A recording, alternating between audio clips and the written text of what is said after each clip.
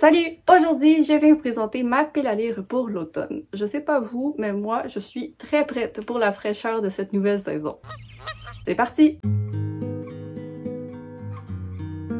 Quand j'ai choisi les livres de cette pile à lire, j'ai vraiment essayé de respecter les trois ambiances que j'associe à l'automne. Premièrement, nous avons bien sûr les romans sanglants, donc thriller, horreur, policier. Ensuite, nous avons les romans de l'imaginaire, donc un peu de magie, fantasy, fantastique, science-fiction. Et pour finir, il y a les livres que j'appelle mes lectures de ciel gris, donc classiques, historiques et contemporains. Les chapitres de la vidéo ont donc été organisés selon ces trois catégories, mais bien sûr, la première, c'est la star de l'automne, c'est-à-dire les romans parfaits pour l'Halloween. Et si jamais vous n'aimez pas les lectures qui sont un peu effrayantes, ben pas de souci, je vous invite à sauter aux deux prochaines catégories qui vous rejoindront davantage. Alors, depuis des années, j'ai la tradition en octobre de lancer l'opération Lire le plus de thrillers et romans policiers possible. C'est toujours l'occasion pour moi d'aller piger les titres qui reposent depuis le plus de temps sur ma palle, mais là pour cette vidéo, j'ai décidé d'y aller avec les titres qui me faisaient le plus envie. Et le premier d'entre eux, c'est Ni vu ni connu de Vera Kurian. On y suit Chloé, une psychopathe qui planifie le meurtre de quelqu'un qui l'a fait souffrir dans le passé,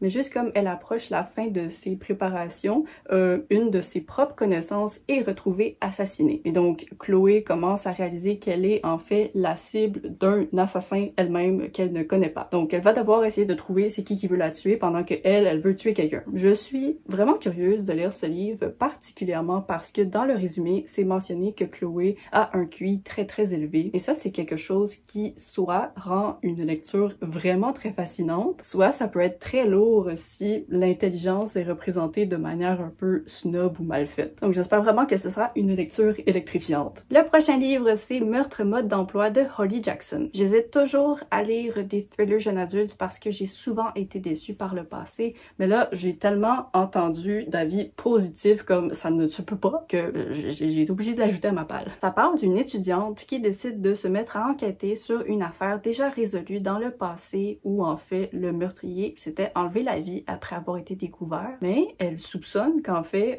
cette personne n'était pas le coupable. Elle va choisir ce sujet pour son projet final d'école et elle va découvrir petit à petit la vérité. Et c'est le premier tome d'une série. Je ne sais pas si cette affaire en particulier sera classée dans le premier livre ou si ça va continuer pendant 3 livres. En tout cas, je pense que ça risque d'être une lecture divertissante. Bien hâte de découvrir ce livre dont j'entends tellement parler. Ensuite, ce ne serait pas un mois d'octobre si je ne lisais pas du Stephen King. Cette année, je vais lire Cimetière en lecture commune avec d'autres booktubers et je suis vraiment curieuse d'enfin découvrir ce livre qui est vraiment proclamé auprès des fans de Stephen King. Si je ne me trompe pas dans mes calculs, ce sera ma 19e lecture de l'auteur et j'ai bien hâte de voir ça va se ramasser où dans le classement. Faudrait d'ailleurs que je fasse une vidéo où je classe les livres que j'ai lus parce que le 19, ça commence à faire beaucoup. Donc rapidement, Cimetière, ça parle d'une famille qui emménage dans une petite ville et lorsqu'ils font un tour du quartier, ils découvrent un cimetière pour les animaux. Le chat de la famille se fera malheureusement écraser et le père va aller enterrer le chat dans ce cimetière avant que ses enfants ne le découvrent. Sauf que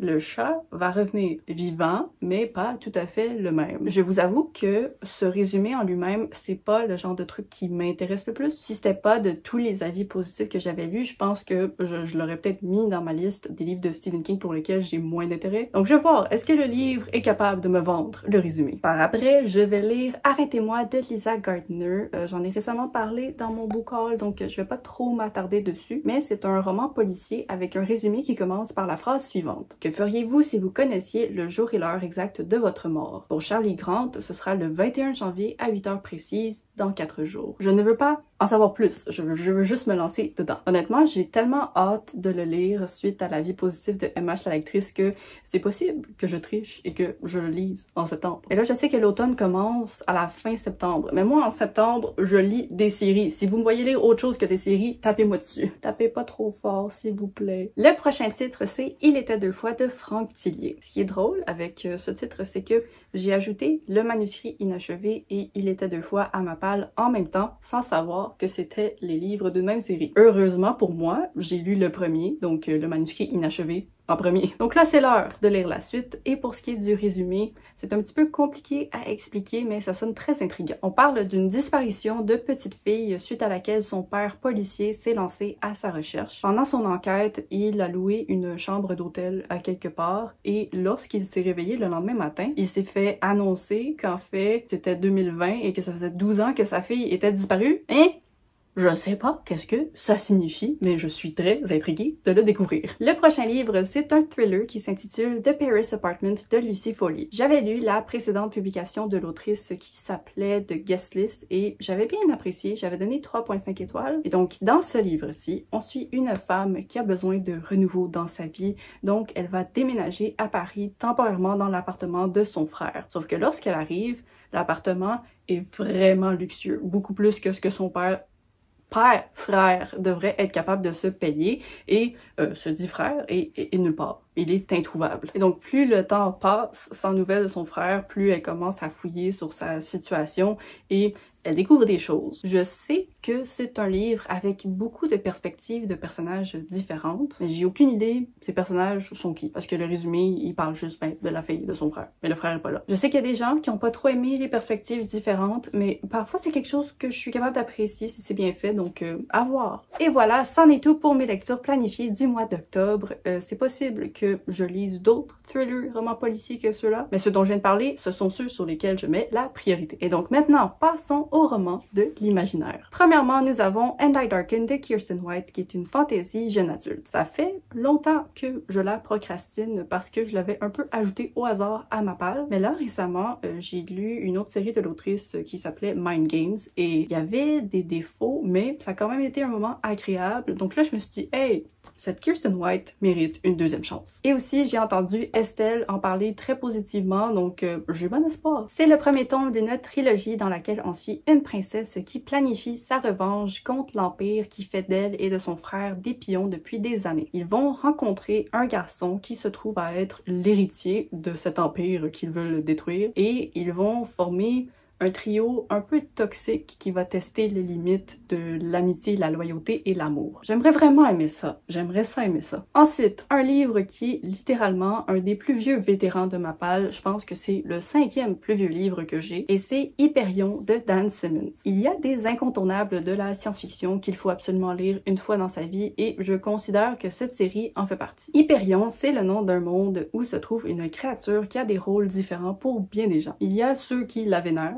il y a ceux qui la craignent et il y a ceux qui veulent absolument la détruire. Et donc on va suivre 7 pèlerins qui vont voyager jusqu'à Hyperion à la recherche de réponses à leurs questions et chacun de ces pèlerins a des secrets terribles et l'un d'entre eux a en fait le sort de l'humanité entre ses mains. Ça sonne épique. Il y a peut-être d'autres livres que je devrais prioriser avant le prochain, mais il est tellement beau que j'ai juste envie de le lire. Il s'agit de Daughter of the Moon Goddess de Sulintan, qui est une fantaisie jeune adulte. Ça parle d'une fille qui a grandi sur la Lune et qui doit cacher son identité parce que sa mère a été exilée par l'empereur, mais elle va avoir l'opportunité de s'entraîner aux côtés du fils de l'empereur pour apprendre la magie. J'entends soit de très bons avis, soit des gens qui étaient comme « ouais, c'était sympathique ». Donc si dans le pire scénario, je suis comme « hey, c'était sympathique », je suis partante, mais bien sûr, j'espère adorer. Le dernier titre de cette catégorie est un peu moins poussé dans l'imaginaire que les autres, mais ça reste une science-fiction avec un concept bien intriguant. Il s'agit de Humain de Matt Haig, dans lequel on suit un extraterrestre qui vient sur Terre occuper la place d'un mathématicien temporairement pendant qu'il fait une tâche. Je sais pas c'est quoi cette tâche-là, mais pendant qu'il est sur Terre, il découvre les humains et les trouve un petit peu dégoûtants. Notre façon de manger, notre façon d'agir, notre apparence, comment on parle, l'extraterrestre n'est pas fan de nous les humains. Mais peu à peu, avec son séjour, il va découvrir qu'il y a peut-être une valeur à l'humanité après tout. C'est un livre que j'ai ajouté à ma palle parce que j'avais entendu Books with Emily Fox dire que ça la faisait rire tout haut tout le temps. Par contre, j'ai déjà lu The Midnight Library de l'auteur et ça n'avait pas été une mauvaise lecture, mais j'espère vraiment que Humain n'aura pas les mêmes sortes de monologues moralisateurs constants. C'est donc l'heure de passer à la dernière catégorie de cette palle qui est les romans de ciel gris, donc historique classique contemporain. Le premier livre est celui que j'avais mis sur ma palle l'an passé en novembre, comme quoi il fallait absolument que je le termine avant 2021. Vous devinez donc que ce n'est pas fait. Cette fois-ci, on va le faire. Oui. Donc dans ce J'allais parler du résumé, je vous ai même pas dit le titre du livre, c'est Les vestiges du jour de Kazuo Ishiguro. Donc dans Les vestiges du jour, on suit un majordome qui a passé sa vie à servir les autres, mais il commence à se sentir pas trop utile dans son travail parce que les temps ont changé depuis 1930. Il va donc quitter son poste et partir en voyage avec une ancienne gouvernante dont il aurait pu tomber amoureux autrefois, et il va utiliser cette opportunité pour réfléchir sur sa vie, à tous les choix qu'il a fait et à la loyauté qu'il a toujours montrée à son patron. Il y a également d'autres titres de l'auteur que je souhaite lire éventuellement, mais là, je vais essayer de mettre la priorité sur celui-ci. Et la raison pour laquelle je dis ça, c'est parce que il y a 3 semaines, j'ai loué un autre de ses livres à la bibliothèque et j'ai fait le choix de le redonner parce que j'étais comme « Hey, t'as pas lu Les vestiges du jour, t'as pas le droit d'aller lire Clara et le soleil. » Donc voilà, j'essaie d'être sage. Est-ce que ça fonctionne? Je sais pas. Ensuite, je compte lire un ajout très récent à ma palle cette fois-ci qui est La fille de la supérette de Sayaka Murata. Ce sont les avis positifs de Hello Kimi et MH la lectrice qui m'ont vraiment encouragée à le lire bientôt. Ça parle d'une femme de 36 ans qui travaille depuis des années dans une supérette et dans un contexte comme celui-là, elle peut vraiment voir c'est quoi les règles des interactions sociales. Et de ce que je comprends, c'est un livre qui commente un peu les conventions dans la société, la pression qu'on peut mettre sur les femmes pour occuper certains rôles et la non-acceptation en général de la différence. J'ai pas souvent lu des livres qui traitent de ces sujets, donc je suis très intéressée de le lire. L'avant-dernier livre de ma palle est une brique. C'est bien sûr Le Chardonneret de Donna Tartt. Et là, j'ai une stratégie pour m'y attaquer, parce que je me connais. Je fais juste mettre ça sur ma palle de même, je vais pas le lire. Mais là, ce que je vais faire, c'est que je vais vous dire que en novembre, je vais faire un vlog lecture dédié à ce livre pendant lequel je vais chronométrer toutes mes séances de lecture pour savoir un livre de cette taille exactement, ça demande combien de temps. Je sais pas si c'est le concept le plus intéressant, mais je sais que c'est la seule façon pour moi de lire ce livre. Donc c'est ce que je vais faire. Et pour le résumer, je pense que ce livre est classé comme un contemporain et on y suit un garçon de 13 ans qui va malheureusement devenir orphelin et qui va suivre le seul lien qui lui reste avec sa mère défunte, qui est leur amour pour l'art. Je sais rien de plus, mais on m'a dit que ce livre n'avait pas vraiment de récit, donc c'est peut-être pas moi le problème. Bien de voir si je vais en venir à bout. Et pour le dernier livre de l'automne, je vais y aller avec de l'historique, avec toute la lumière que nous ne pouvons voir de Anthony Doerr. C'est une fiction historique pendant la Deuxième Guerre mondiale, comme presque toutes les fictions historiques de ce monde. S'il vous plaît, parlez d'autre chose. C'est pas contre toi, c'est pas contre toi. Les livres contre la Deuxième Guerre mondiale ont le droit d'exister. Quand je dis des livres contre la Deuxième Guerre mondiale ont le droit d'exister, le mot que je voulais dire, c'était concernant la Deuxième Guerre mondiale. Clairement, je ne suis pas pour la Deuxième Guerre mondiale. Qu'est-ce que je viens de dire? C'est juste que vous avez le droit de parler d'autre chose, hein? Et moi, j'ai le droit de choisir autre chose que ça. Mais non, je veux le lire. Bon, ça commence mal. Donc, comme je disais, ça se passe pendant la Deuxième Guerre mondiale et on suit une petite fille aveugle qui se fait donner un joyau rare qu'on essaie de cacher des nazis. Et de l'autre côté, on suit un orphelin Armand qui est... Armand. Un orphelin allemand qui est passionné par la science et la mécanique et qui va se faire enrôler par l'armée. Leurs chemins vont se croiser et qu'est-ce qui se passe après? Quelque chose, mais moi je sais pas parce que j'ai pas lu le livre. C'est le genre de roman qui est soit très poignant, soit très ennuyant. Donc on va espérer que ce soit très poignant. Et voilà, c'est donc ce qui conclut ma pile à lire de l'automne. Avant de vous laisser, j'aimerais que vous me disiez dans un commentaire, est-ce que vous faites partie de ces gens qui sont friands de lecture d'épouvante ou de suspense pendant l'automne, ou est-ce que c'est un autre genre littéraire qui vous interpelle? Je vous remercie d'avoir regardé cette vidéo, j'espère qu'elle vous a plu. Comme toujours, n'hésitez pas à vous abonner pour ne pas manquer la suivante. Je poste les vendredis à 10h30 pour le Québec et 16h30 pour la France. Bye bye! Je finis!